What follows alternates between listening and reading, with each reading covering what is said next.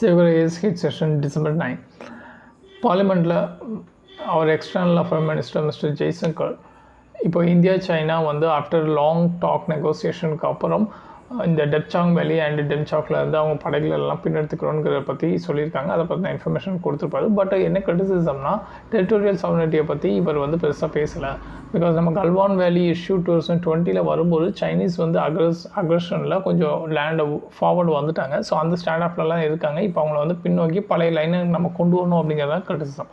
Then growth and environmental emission இந்தியாவுடைய overall ப்ராஸ்பெக்டை பார்க்கும்போது GDP வளர்ந்துருக்கு, எமிஷன் வந்து அந்தளவுக்கு இல்லை, பட் எமிஷனும் அதிகமாக தான் இருக்குது அப்படிங்கிற மாதிரி பேசியிருப்பாங்க. தென் கேமிஃபிகேஷன், அதாவது ஸ்கில் அண்ட் இண்டஸ்ட்ரி ரெக்குவயர்மெண்ட்டுக்கான கேப். ஸோ இப்போ உள்ள யூத்துக்கு வந்து அந்த ஸ்கில் இல்லை. ஸோ அப்போ ஸ்கில் வளர்க்குறதுக்கு வந்து இந்த கேமிங் அண்ட் சிமுலேஷன் டெக்னிக்கை யூஸ் பண்ணி ஸ்கில்ஸ்